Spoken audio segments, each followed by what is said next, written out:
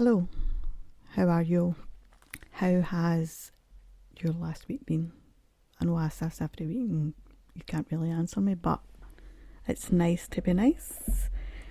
I did say last week that I was going to try and record this week's one on the great outdoors, but being in Glasgow, it rained, so it's not happened yet. I also said Ainsley might be on this week, but she's not because she's unwell. So, basically everything I said to you last week, scrap it, it's not happening. We are planning and still doing an outdoor recording. I'm also considering, I don't know if any of you have seen my social media, but I put a poll up. I think I said this last week, I don't know. I've either had Groundhog Day or I'm imagining things, but anyway, I'll say it again if I did. If not, I'm saying it for the first time. I put a poll up asking about whether you prefer your podcast visual or audio, and I think it's a bit of a mixed bag. I know I do prefer mine visual. Sorry, lies, all lies. I prefer mine audio. I like to listen, maybe when I'm out walking or lying in my bed, whatever. I like to listen, but I do that with books as well, sometimes, depending on the book. But like I just said, depending on the book, sometimes I like to read it. The same way podcasts, sometimes I like to watch them, depending on what they're about and the kind of topics what they're doing on them, etc. So, I've got all the equipment, like, there's no reason for me not to record them visually as well as audio. So, that's something that will come soon. I'm not going to say it's imminent. I've told you before, I'm blonde, naturally, which means that, not everything comes as easy to me. But anyway, it will happen I'm hoping within the next 3 or 4 weeks, because the topic I'm going to do today, I think I was planning doing this as 2 topics, but I think I'm going to do it as 2 topics in one type thing, but carry it over to next week. This one's about expectations of females and expectations of males. Not even just the expectations, but also how it makes you feel. Obviously, I can only speak from a female's perspective, so I'm hoping by next week I should have a few male perspectives on that. If you are male or female listening and you would like to give your tuppence worth, as my granny would say, if you want to add your bit to it, please get in touch. I'd love to hear what you're thinking, and if you think anything I'm saying wrong, please correct me, because again, I can only speak from my point of view, my experience. I can't really speak on your point of view, your experience, which is why it's good to have discussions. Let's just talk about my last week.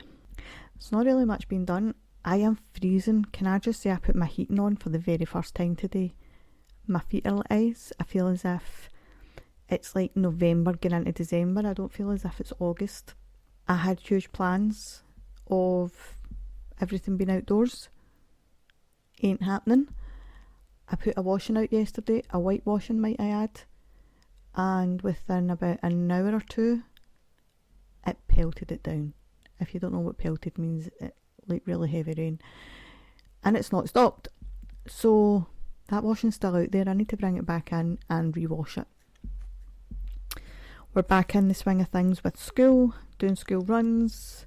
I don't think I've said to you before, but I have to adapt my working hours to whether schools are on or schools are off, and who's working and who's not working, and blah blah blah. I'm a single parent.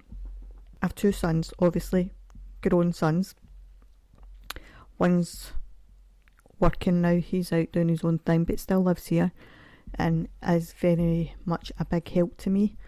My other son is mid to late teens, but still at school. He also has additional needs, so it makes it a bit harder when we're doing work and things, and so I just adapt my working diary to his needs.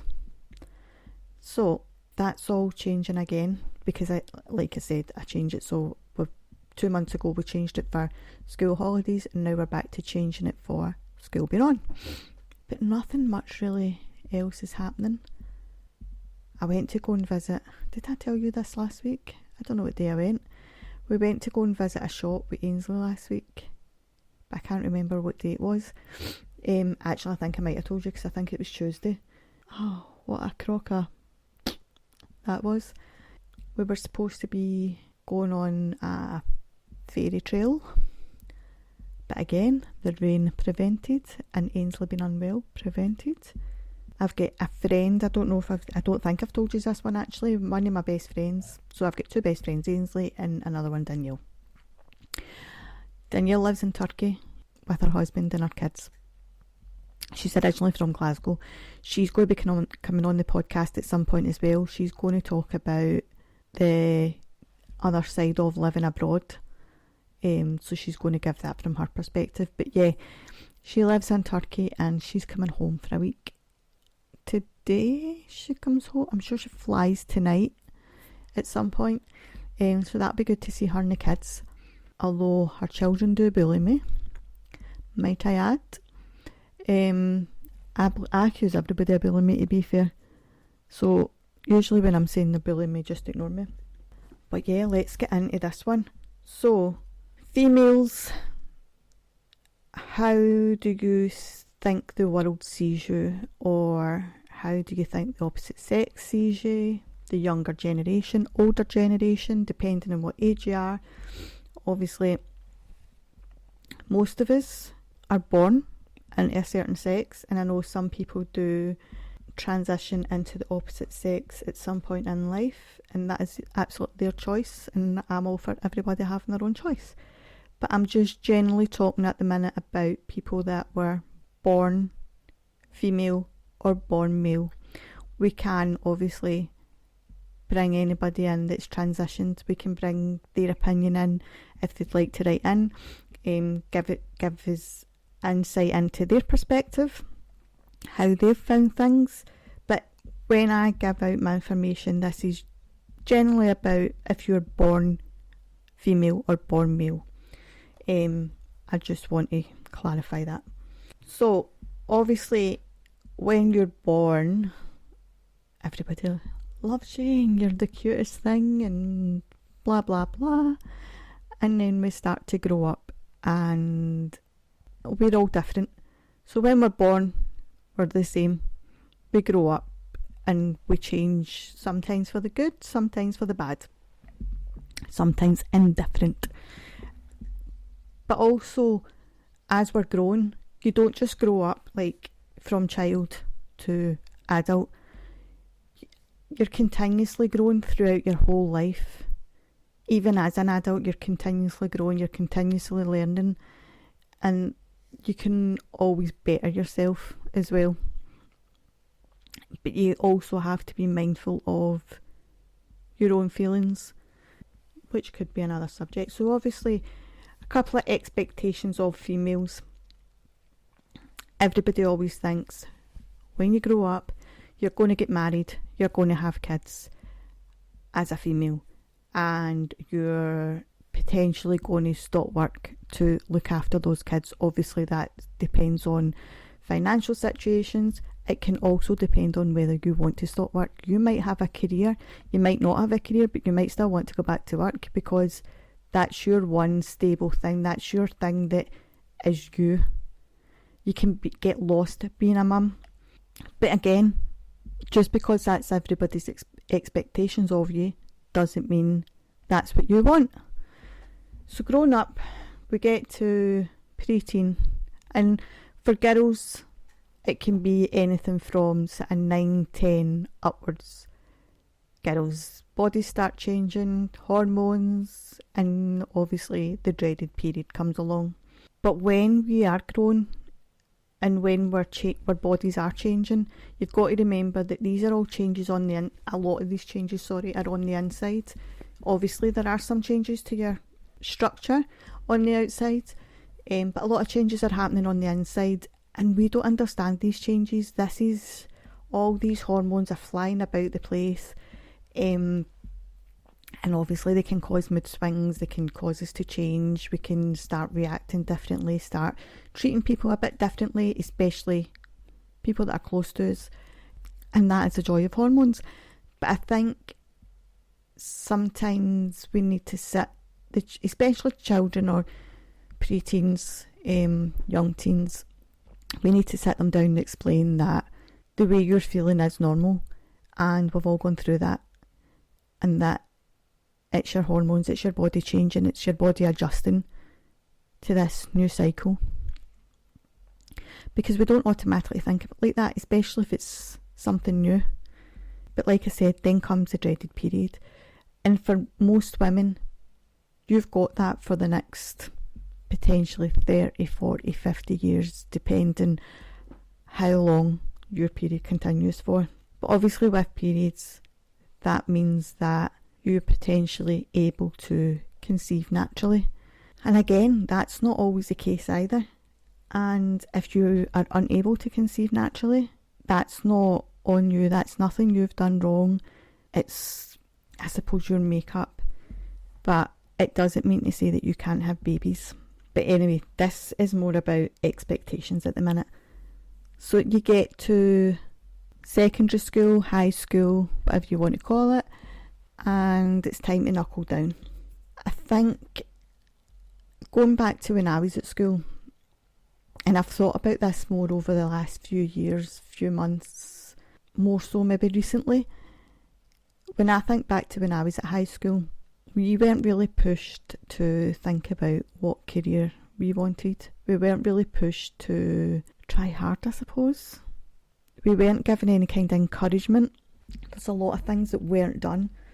And I think if we had a bit more encouragement, there would be more of us that would have stayed on at school. We all know I left school as soon as I could. Maybe more of us would have a career. And it's quite sad to think about, because when I think about all the different careers that I potentially could have had, because I do have a brain in there, as my mum keeps telling me, oh, you've got a brain in there, but you don't always use it. No bother, Helen. So when I think about all the different careers that I could have had, and some, might have been an interest to me, some not.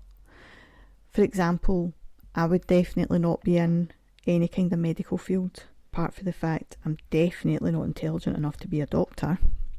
I don't like blood. I don't like needles. We've determined this in the podcast about my son ending up in hospital in Spain. Don't like blood, don't like needles, don't like all the gory bits, and I definitely don't want to be cleaning anybody's backsides. It's hard enough when you're changing your own baby's nappies and cleaning up their sick. I don't want to be cleaning up strangers because it makes me heave, makes me want to be sick. So that's one that we could rule out. But when you think about, like for example, I only started training into counselling or considering counselling in my 30s. Didn't fully start up my own business until I was, I don't even know what age I was. I want to say 40, 39, 40. I don't know, round about then. Might have been 41. Actually, yeah, it might have been 41. 40, 41, somewhere like that. Because obviously I can't tell you what age I am, but I also forgot what age I was for a minute. But yeah, that counselling is not something that was ever spoken about back then, maybe. So maybe if I had been told about it or had an insight about it, I potentially might have chose that. Again, I might not. But when I thought about things like lawyers back then, I always thought, you had to be rich, or you had to come from that kind of family, you had to be really intelligent. Yeah, you do have to be intelligent for these kind of jobs. But again, there was nobody to inspire you, there was nobody to be your cheerleader, there was nothing. But whereas I think nowadays kids know, and maybe because our generation's learned from our past, so we maybe learned from our past and what we didn't get, so we maybe encourage our kids a bit more, because I have noticed that with both my boys, everybody in their year, or the majority, not everybody, because obviously some people leave a bit early, but children these days tend to stay on right up until they're 18. Obviously they can leave when they're 16, but you kind of want them, if they're leaving at that age, you want them to be leaving to go into further education or an apprenticeship or a job or something. Sound a bit like my mum now, don't I? So, but I do think also they get a bit more encouragement at school, but again, it depends what teachers they've got. Some teachers are good at it and some teachers, I think, aren't so great. I do think a lot of teachers are maybe in the wrong job, but then again, you can say that about anybody. I've definitely had interactions, we'll put it that way, with a few teachers about how they speak to people, how they speak to their pupils, how they teach, and maybe their expectations, but also if you're not teaching the right way, and I'm not digging out teachers, so please do not come for me. For example, my son has additional support needs. You need to explain things a certain way to him. This school knows this, and it doesn't always happen, which means that he can lack in education sometimes. He can lack in his learning because he won't ask the question, and that's due to his additional needs. He won't ask. You have to have eyes on him and see that he's struggling and go and quietly talk to him and ask him the question. But again, that can be with anybody. You don't even need to be having additional support needs for that to happen. That could be somebody that's shy, somebody that's maybe just struggling with their learning, maybe in the wrong class. So yeah, kind of flew off the handle a wee bit there, but being able to sit and think about all the different career options that are out there. Like, you've got the army, you've got nurseries, you've got teaching, you've got doctors, you've got nurses, you could be your own person, you could have your own business, you might want to work in a shop, you might want to work in an office, you could be a lawyer, you could be a physiotherapist. The list is endless, but it's letting people know the list is endless. It's letting people know all these different careers are out there. Journalism, for example, you could become a writer, you might become an author. So letting people know and letting them know what they need to do to go down this route or whatever route they choose. But that's not just about females, that's about males as well. But I think with females, it's definitely, in my day, it was more seen as females were supposed to do certain jobs, one of them being a mother, and other jobs were more for men. But obviously now we've got a bit more equality, and we'll talk about that in a minute, and I don't know that some people agree with what I'm saying and some people maybe not, but again, that's just difference of opinion, and that's why we have discussions. So yeah, so you go through school, maybe go to college, maybe go to university, and you've got your job. Then you get to a certain age and people think, when are you getting married? Now, marriage isn't for everybody. I personally have never ever sat and thought about what my wedding day would be like, and I do know that there's so many young girls out there who sit and dream about their wedding day, and I think that's amazing, and it warms my heart to think about it. It's just not for me. It's just never been something that I have dreamt about. Not to say that I would never get married. I mean, I do say quite a lot, I'll never get married, but it's not to say, I would do joke about that. It's not something that's on my to-do list. It's not something that's on if I had my bucket list. I would rather be with somebody, currently not with anybody, I'd rather be with somebody, know that they love me and they want to be with me and vice versa, and be happy. That ring, that bit of paper, that whatever, it's not important to me. There's other things that are more important. Like, I always knew I wanted to be a mum, always knew I wanted to have children, but that wasn't due to expectations. That's just, I have such a maternal instinct. I was always the one to babysit. I was always the first one to go and see somebody if they had a baby. Even as a child, if any of our neighbours had a baby, I was right at that door as soon as they came home from hospital. I wanted to see the baby. I wanted to hold the baby, whatever. So it's always been in my makeup to be a mum. But on the flip side, not everybody wants to be a mum. Some people want to have a career. Some people just want to live their best life. And whatever you choose to do, that's amazing. And that is amazing for you, as long as it's what you want to do, not what anybody else wants you or expects you to do. Don't put your expectations on someone else, because you could be making them live a miserable life. So expecting people to have babies, and what if they're having conception problems but they don't want to discuss it with you, and you're constantly badgering them about having a baby, not knowing that they've been trying maybe for years and years or months and months, and you're making this process more difficult for them, more heartbreaking. And this isn't me playing a blame game at all. It's just be careful with your words, because you don't know what's going on in somebody's life, in their head, behind closed doors. We obviously giving birth again. It's an expectation that you give birth naturally. Doesn't always happen. Some people have to have caesarean sections. Some people have to use a surrogate. And either of these ways are absolutely fine, as long as it's what you want and it's keeping you healthy, keeping you happy, and your baby comes along and brings you the joy that you always imagined holding your precious little baby. But we need to think about after the birth. After a lady has a baby, you can't just expect them to be up cooking the dinners and blah blah blah. Now, I will openly admit, I am the worst. I can't sit down. So when I had my first, I was young. I fell pregnant at 19, had him just before I turned 20. But I was very strong-willed. I was determined to be the best mum I could be. But I do not like staying in hospitals. I don't mind going to visit. I don't mind going to appointments. I do not like staying in hospitals. So I had to be in just, not very early, just a few days a week, something like that. A few days, I think it was like 4 days early, 5 days early.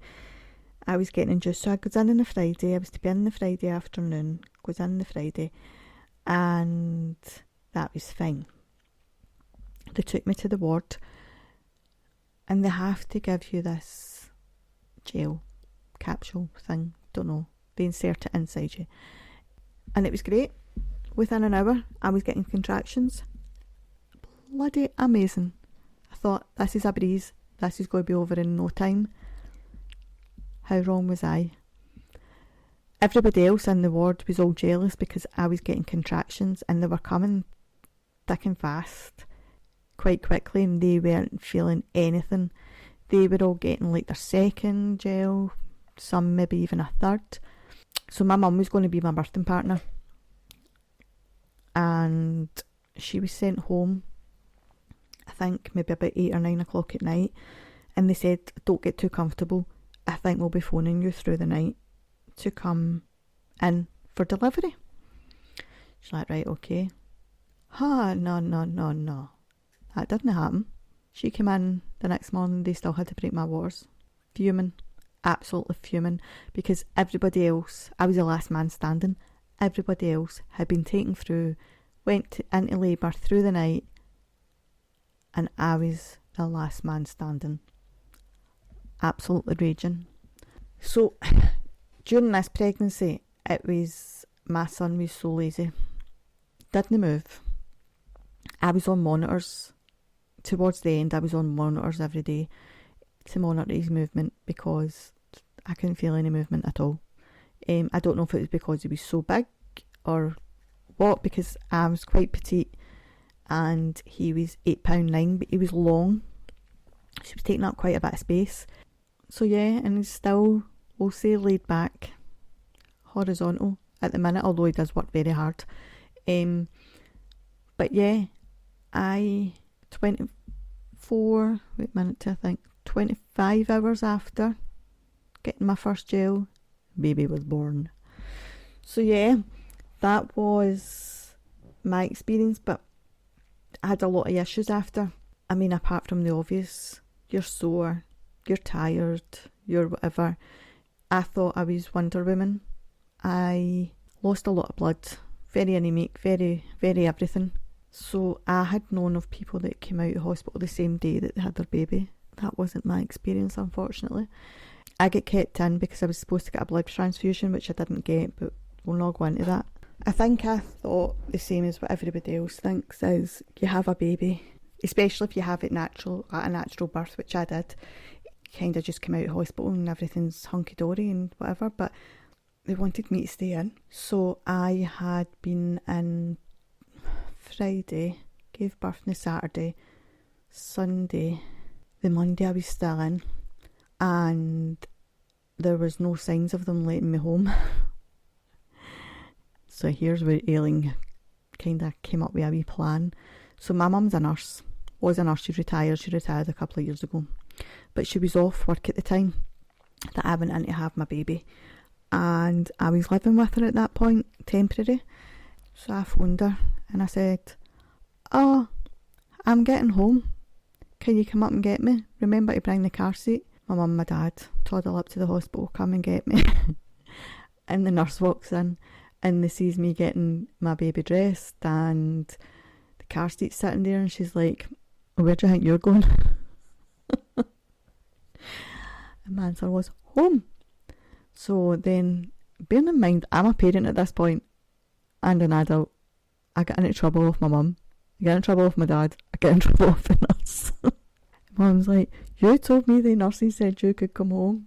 So I had to admit that I was lying. But I felt fine. Kinda, sort of. So I convinced my mum to convince the nurse to let me home. So my mum's given it, I'm a nurse, she's living with me, I can check for any signs, blah, blah, blah. And the nurse is like, "I'm still not keen to let her home." So yeah, sorry, my phone just went there. The nurse midwife wasn't keen on me going home, but she did agree to speak to my doctor, my consultant. So I had to wait an agonising hour for them to say, "Yeah, you can go." Don't get me wrong, I did say to them, "If you don't let me, I will climb out the window, and if I need to leave the baby here, I'll come back and get him." I mean, obviously I would never have done that, but in my head, it was a threat. Because I wanted to go home. I wasn't staying in there for another day. So that was fine. Came home, and it was in the summer, and it was an amazing summer that year, like right from March, sort of mid to end of March, right through to beginning to the middle of October, something like that. The sun was splitting the skies. There was not a break in between at all. Like, we had an amazing summer that year, so I was always out with the pram. So yeah, comes home, gets all settled, gets something to eat, whatever. And then we decide my mum was going to go to Asda, which is about a 10-minute walk, maybe 15 at a push, if depending how fast you're walking. So I says, "Oh, I'll come with you." And she was like, "No, you're staying in." Because, I mean, I was as white as a ghost. Nah, I'm coming. I collapsed. So I get made to sit on the bench at the front door of Asda while she went in and done her shopping. Came back, and luckily on the way back, our taxi driver, our neighbour was a taxi driver, a black hack. So he stopped and gave us a lift so we could get the pram and everything in. And then that was me. I wasn't allowed out again for nearly a month. I was bedbound. But I tried. Do you not always say to people, you don't know unless you try? I would never have known that I could not make that walk if I never tried. And what would have happened if I'd done it on my own? Do you know what I mean? Like, everything happens for a reason. So yes, after you give birth, it's not as easy as just going and getting on with it. So if your partner, family member, friend has just given birth or is due to give birth, please look out for them. Do as much as you can for them, even if it is just making that cup of tea that they can't have because they're feeding a baby or changing a baby, bathing a baby. They're just tired in general. Please help them. I kind of did do the same thing the second time I was in having my second son. Didn't collapse this time.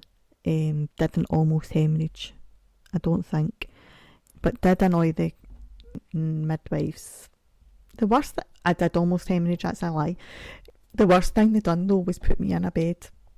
It was one of the single bedrooms, but it was right at the nurse's station, midwife station, because I was bleeding so heavy. So that was the worst. That was their number one mistake. I did get in trouble with my mum, and I was warned, do not tell them you want to go home. Do not badger them to get home. You stay in as long as you have to. And I was like, no chance. So, in the Wednesday, had them on the Thursday. Friday, I was still in. I was not happy. Like, I should have been out on the Wednesday if you ask me. My mum brought my oldest up on the Friday, losing my days. On the Friday, they came up to visit. No, I think it was the Thursday. I'm lost. When did I have them? I had them on the Wednesday. Yeah, so this was the Friday. My mum came up on the Friday. She came up just before lunch. That was fine. They left about 7. That was fine. 9 o'clock, I phoned her to say I was coming home. 9 o'clock at night, may I add. And that was purely because I badgered those poor midwives. They must have been like, just get her out of here. Just let her go. So then I had to sign forms and everything to say that it was my choice to leave and blah, blah, blah. But again, I don't recommend leaving until you're advised. I'm my own worst enemy, but I just don't like staying in hospitals. I really don't like it, and I didn't like being away from my son. Had never been away from him. The only time he'd ever been away is if he stayed overnight with my mum. And again, I would pick him up like 8, 9 o'clock in the morning. Yeah, be careful. But that was natural births. So if you think about C-sections, it's a longer healing process. You need a lot more help. You need a lot more hands-on help. You need a lot of support. And be mindful. Just be there for each other. Just be there for everybody. It might even be that they just want somebody to talk to them as an adult and not gooing and gahing over a baby. Like when you go to visit somebody that's just had a baby, pay them as much attention as you're paying the baby, because they kind of feel as if you're not there to see them if you're just all for the baby. And then we get older. Time goes on. And again, I'm just quickly going over this, and I will go over it more in depth as this episode and the next episode goes, but I just want to kind of give a brief outlook of the kind of topics we're going to talk about.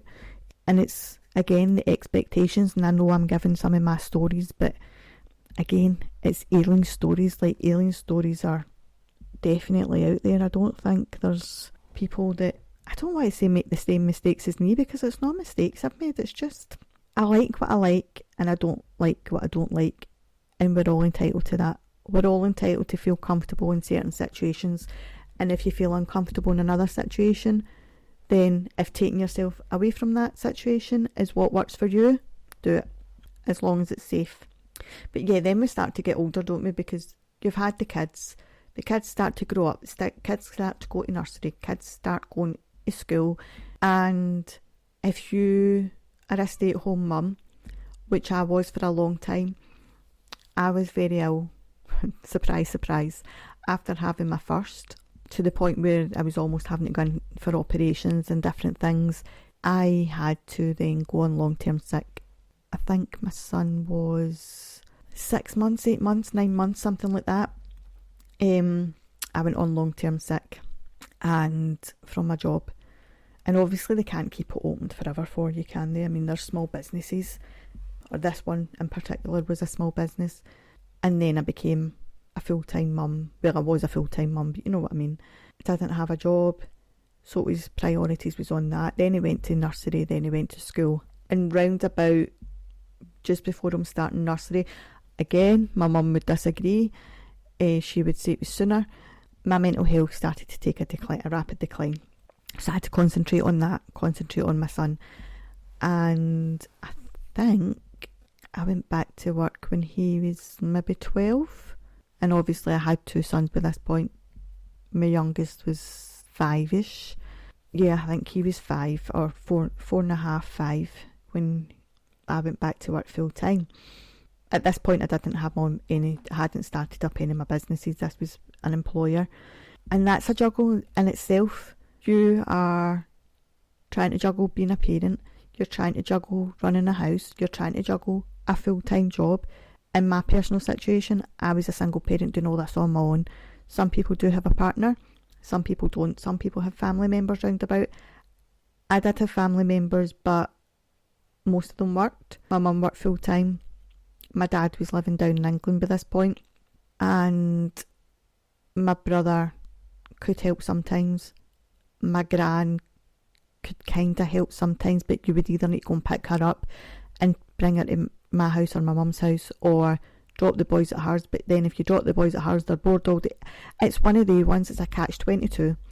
But then you're getting older and you're thinking, you're seeing your children growing up and you're seeing different things, and you start getting different emotions in your body. You start thinking about children's future, you start thinking about your future. You're starting to think about where you want to be. Do you want to stay in the house you're in? Do you want to move? Do you want to stay in the job you're in? Do you want to move jobs? Do you want to try and go for promotion? Do you want to retrain? Which obviously I done. So yeah, there's all these different things as you get older. It's like, it's not problems, it's just a different outlook on life. Some things might be a problem, but problems can normally be solved, sometimes with a bit of support. And for females, as we get older, we obviously know our hormones change all the time, especially from month to month, year to year, whatever, and then we get to the point where menopause is looming. And when you know you're starting to get near this menopause age, you start to think about whether you want more children again. I mean, you probably don't. Personally, I would have had more children if I was in a different situation, but I wasn't. But then at that point when I was thinking about it again, it was more so because it's almost like you're grieving what you no longer can have, or potentially what's going to be taken away from you. So you're grieving because your body's changing, which means that at some point in the coming years, that choice is taken away from you. So it wasn't necessarily that I wanted a baby at that point, but that choice was going to be taken away from me soon. So was this going to be my last chance to have a baby? Should I just have a baby just because? And that's not a reason to have a baby. You don't do that. You don't have a baby just because you might never be able to have one again. You have a baby because you want to have a baby, and you're going to love that baby. And I would have loved and cherished any babies that I would have had. But yeah, that was more because I knew I was getting to menopause age. And you can kind of roughly judge when menopause is going to kick in. It's normally you take it from your mum's side of the family. So you go by your mum's, her sisters, her mum, that sort of thing. What rough age did they start? And that will roughly give you a guide of when you start. So my family, it starts quite young. So I think about 36, 37, I started to think maybe I am. Now bearing in mind, I am not in my 30s anymore, I am in my 40s. But it took, I would say, wait to account now, you're saying 6-7 years before anybody even considered helping me with perimenopause, which is obviously the lead up to full-blown menopause. And one of the things a lot of doctors will say to you is, you're too young. You're not quite old enough. It can't be that. Well, actually, I'm not too young.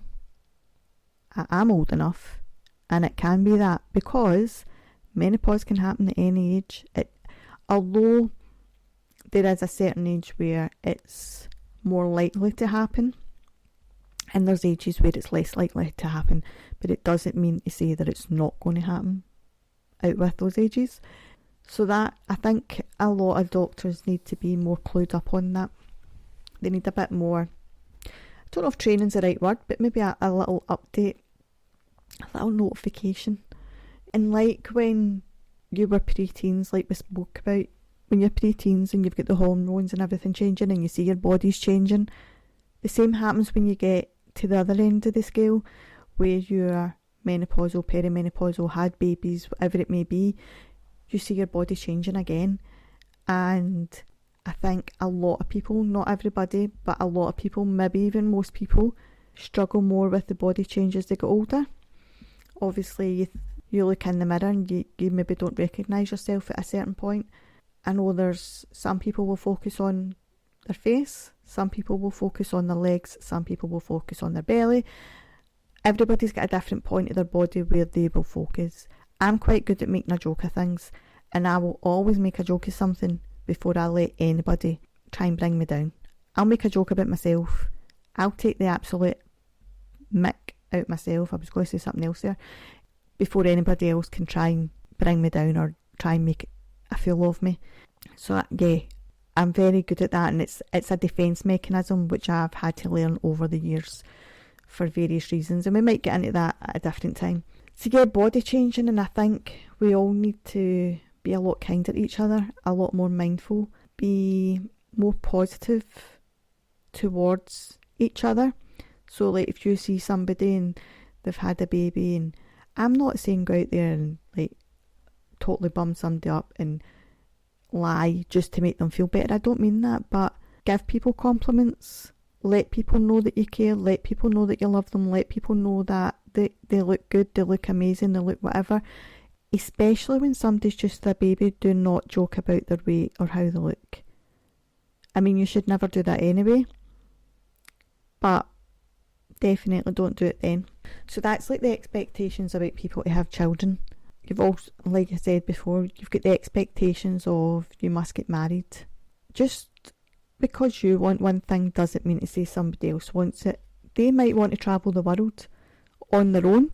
They might want to travel the world with friends. They might just want to move to another country. But again, just because it's not on your expectation list doesn't mean to say that it's not for them and that's not what they should do. Everybody's allowed to try something, because if you don't try, you're always going to think, what if?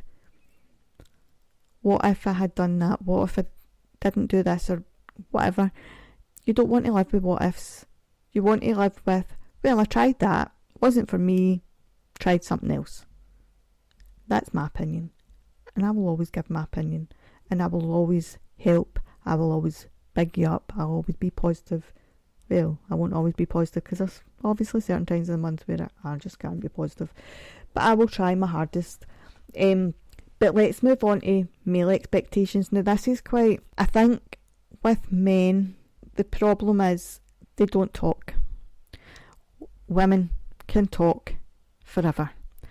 We will, majority of the time, open up.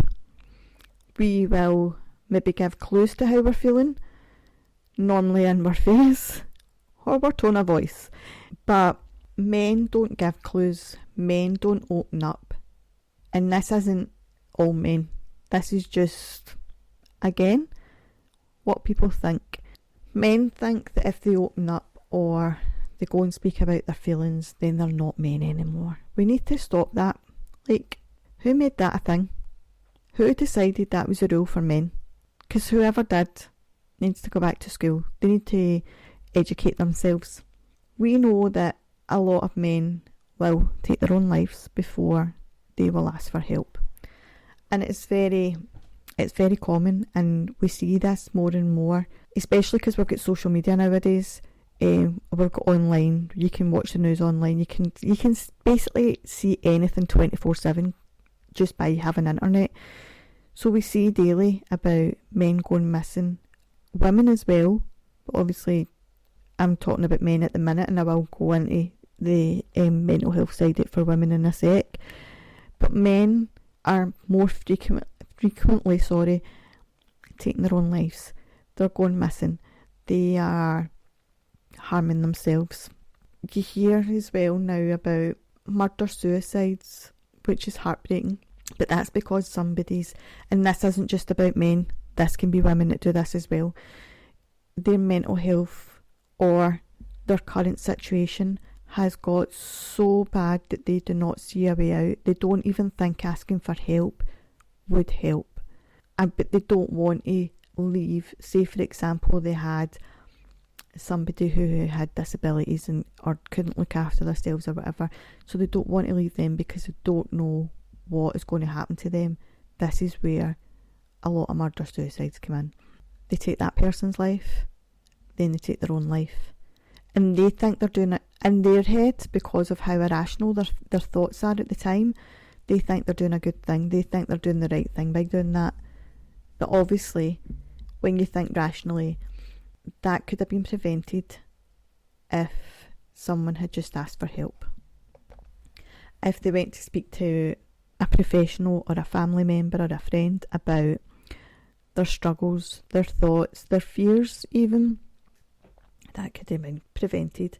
But yeah, men, again, you're born, you're this cute little baby, everybody's gooing and going over you, then you go to school, then you, then you go to school and you start to grow up. And males also have hormones, which we don't talk about enough. We always, and I think it's because a lot of females joke when somebody says, "Oh, what's the matter with you?" and you say, "I'm hormonal." I mean, I could be hormonal 24/7, 365. If I was using that as an excuse, I'd just be like, "I'm hormonal." It just rolls off the tongue too easy. And we're not always hormonal, but yeah. But men have hormones, men's bodies change, males, bodies change as they grow. When they start to become preteens, you might see their physique start to change. Then as teenagers, obviously you go through puberty and everything else, and all these hormones kick in, their voice changes, and that then changes their emotions. But for some reason, men, boys, teenagers, whatever, teenage males are not allowed to be emotional. Why not? Again, who said this was a rule? Why can men not show their emotions, whether it be happy, sad, indifferent, whatever? But I think then once they get past that stage, they obviously leave school, go to college, go to uni, or get a job, whatever it is they decide to do. But this is where all the expectations start coming in for men, is once they become, in inverted commas, an adult. From that day you become, from the day you're born basically, but more so as you become an adult, there's, in my opinion, a lot of pressure on men. I have spoke to a few males who confirm some or all of what I'm talking about. Again, I'm going to try and get some quotes from people or some stories or whatever from people, males and females, about what it's like being grown up as that gender, their gender.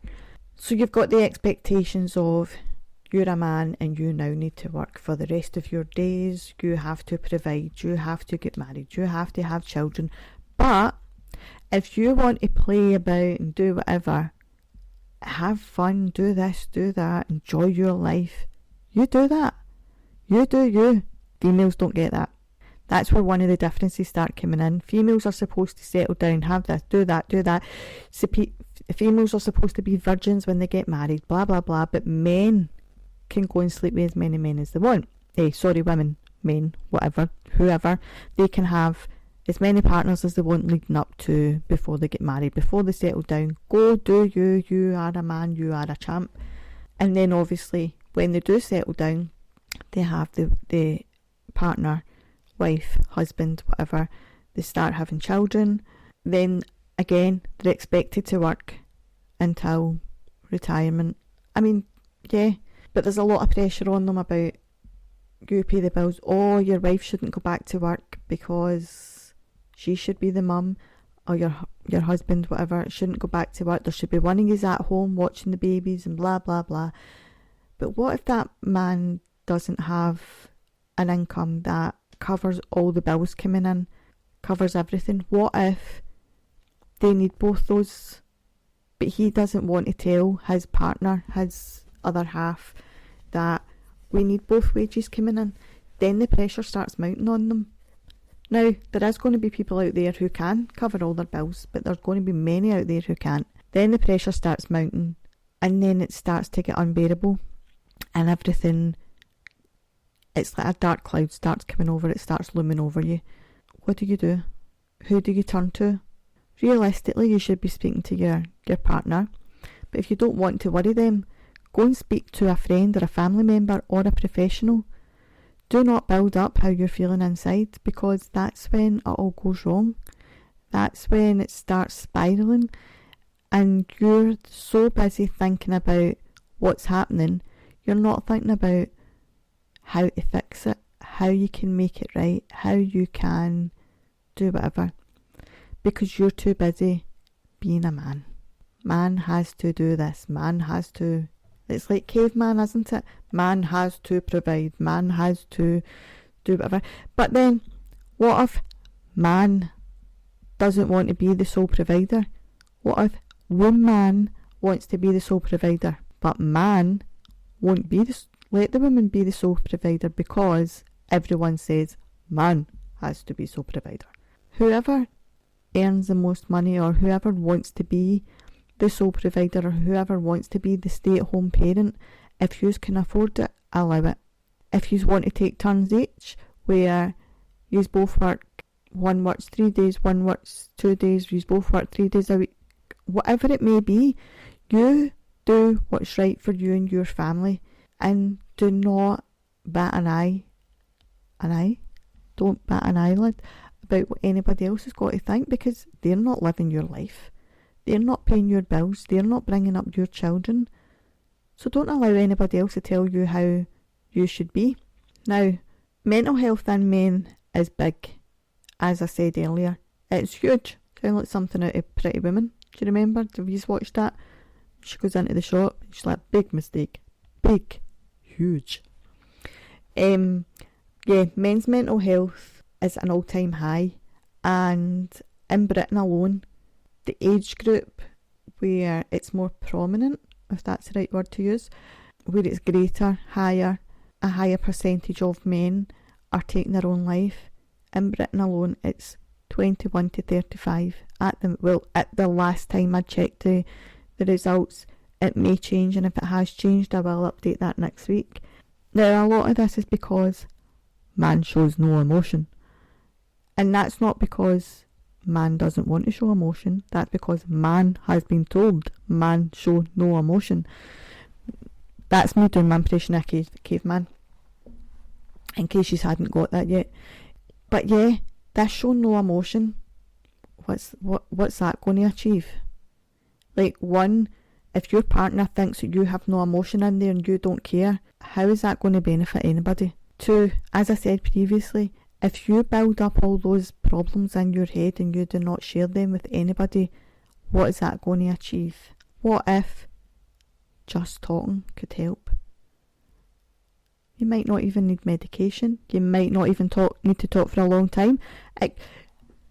Let's just say sometimes when a person's not in your situation, they can see something you're not seeing. They may see a solution you're not seeing. They can potentially look outside the box to find a solution for whatever is happening in your life. Whatever you need, the support you need, anything at all. And going back to man can have as many relations as he wants before man gets married. When you've got single friends, but you're no longer single, but you've got all the pressure from those friends, oh, come out, have a good time, blah, blah, blah, be single, do this, do that. It's when you've got all those men together and you're the only one that isn't single, there's a lot of pressure there.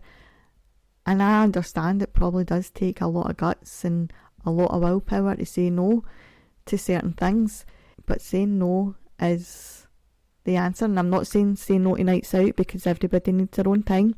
But outside activities, usually say no. If you understand, you understand. And then they keep working until it's retirement. Not everybody can work till retirement. Some people have illnesses. Some people have disabilities.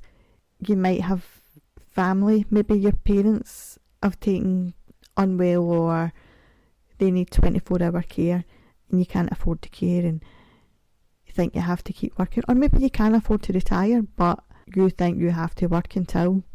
What's the point? If you can afford to retire and you want to retire early, why not do it? Because all that extra money, sometimes it just adds extra stress depending on your job. You can't take the money with you. And I get we all want to leave as much as possible for our kids, to give our kids a good life and whatever else. But you could potentially still do that. Again, looking outside the box, there's different ways to leave things for the kids. And as we said earlier, for both men and women, our bodies change over time. So when you're going through puberty, regardless of whether you're male or female, your body changes to a degree. Obviously, a lot of women's bodies change after having children. Now, this is where some of you might be like, oh, Aileen, shut up.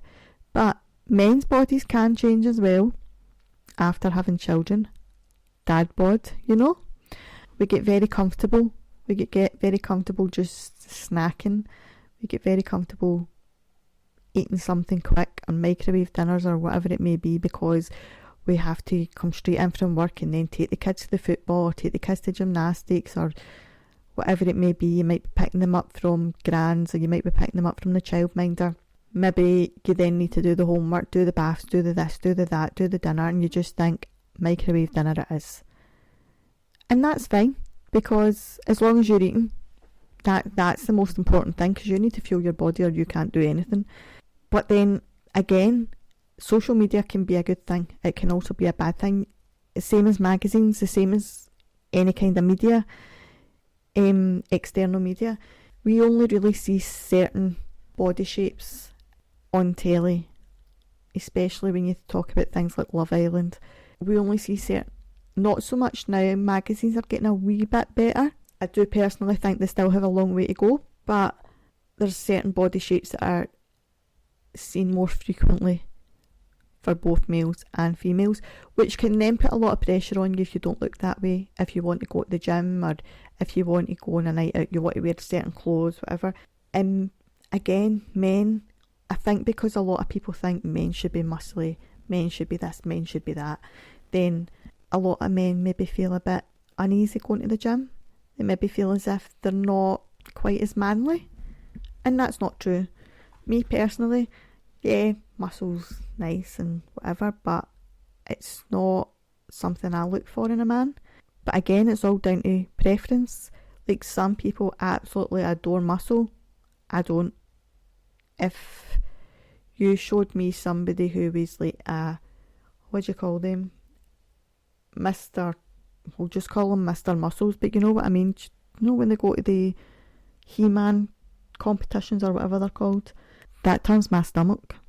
And that's not to say that these people aren't nice, it's just not what I like in anybody that I'm going to have a relationship with. It's not, turns my stomach's maybe a bit strong.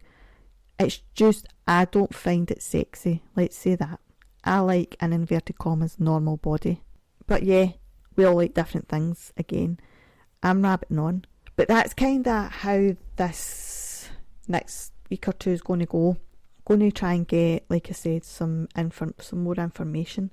But we do need to focus a bit more on mental health as a whole. But we need to try and get men talking, because like I said, women, although some women, they find it hard to get started, and then once they feel at ease or whatever else, they might find it a bit easier to then start letting go and talking about their whatever's concerning them.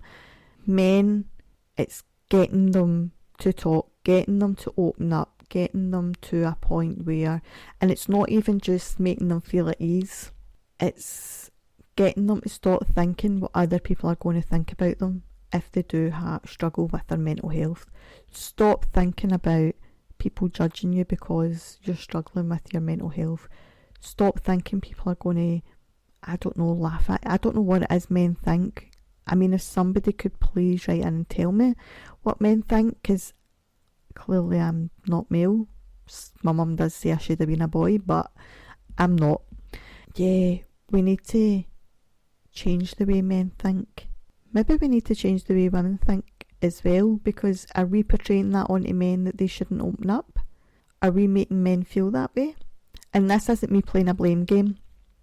It's general questions. It's general putting a wee bit of food for thought out there. Maybe we're the problem. I'm joking. We're not the problem. But obviously, we do hear men saying that quite a lot, don't we? You're the problem. That was a joke. we just need to all start coming together. We need to start all being there for each other, and we need to stop this, oh, if you struggle with your mental health, then you're a whatever. If you're struggling with your mental health, you're human. If you're struggling with your mental health, you've got feelings, you've got emotions, you've got whatever. You've got problems like the rest of us.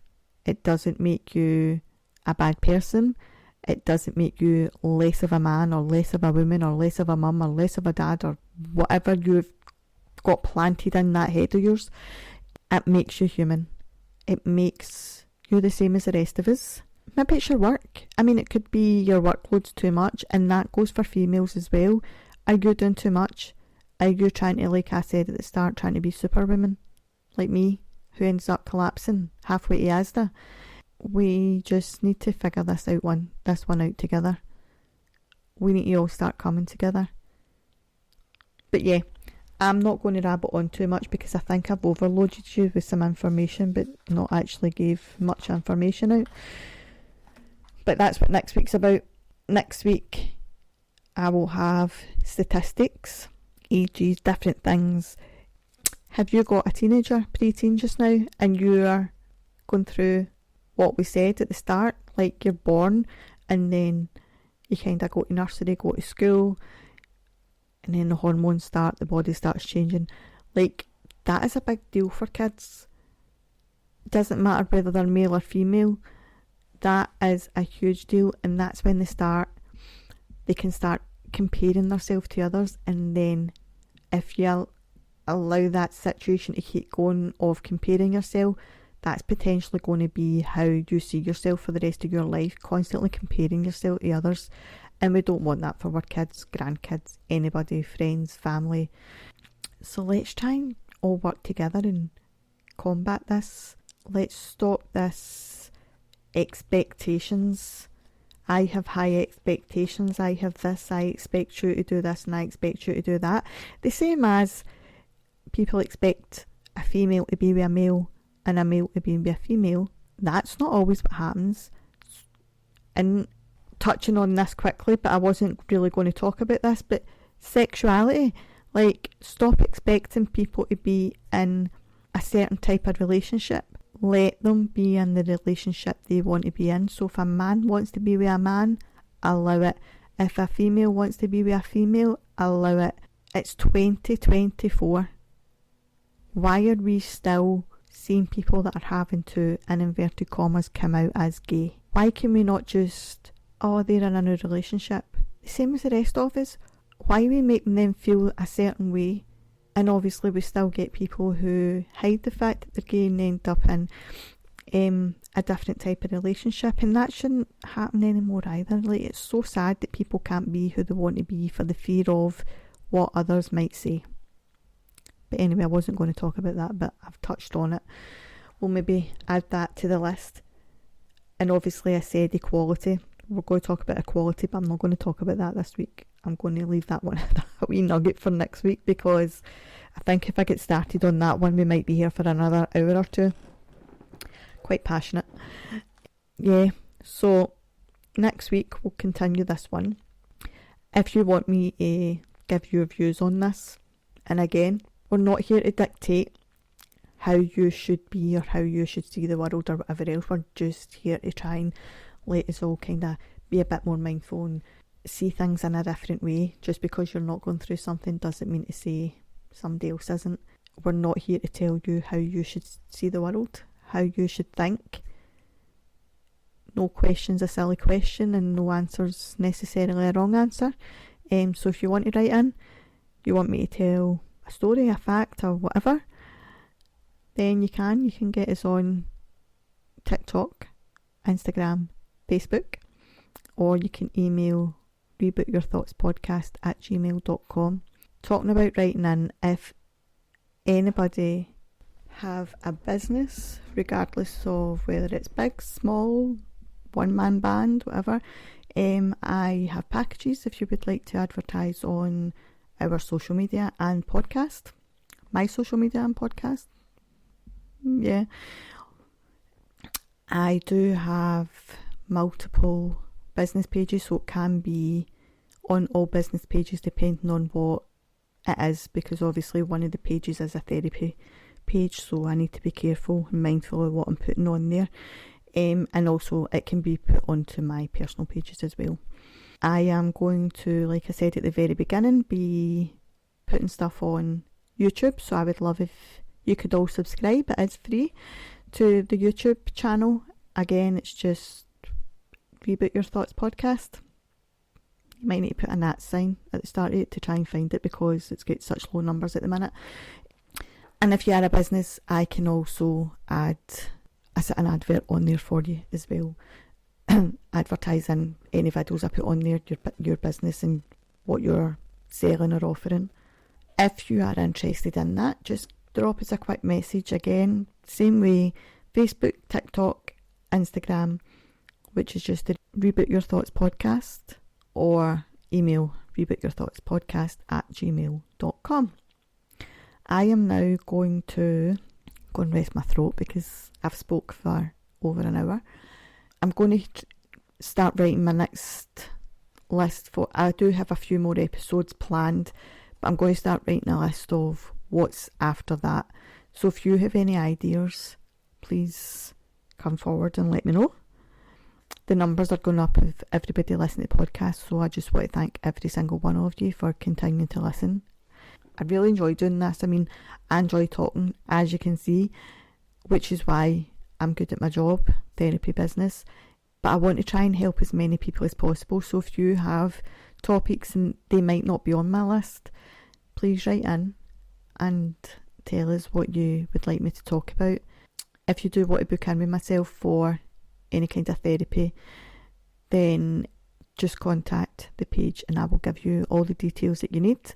I do also, although I do counsel adults and coach adults, I do have appointments available for children, teens, families, couples, etc., and groups.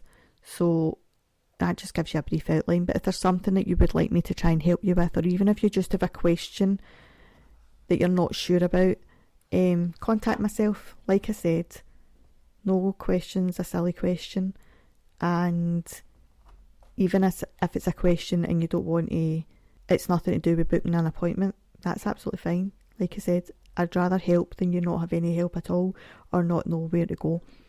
So just get in touch, don't be shy. And I am now going to go and make dinner. I know some of you call it tea, but we call it dinner.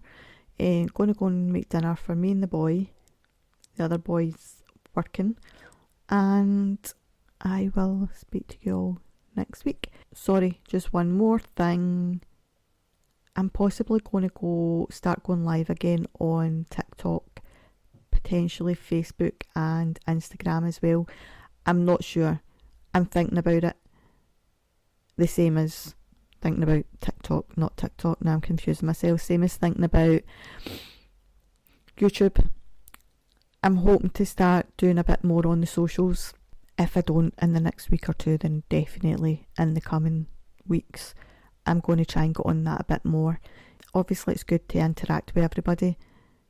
So it'd be nice to hear your opinions, nice to hear anything that is not just about the podcast, but just, I suppose, life in general, because this is what this is all about. Mental health and life in general. So yeah, it'd be nice to see some of you there. And yes, I am now going to go.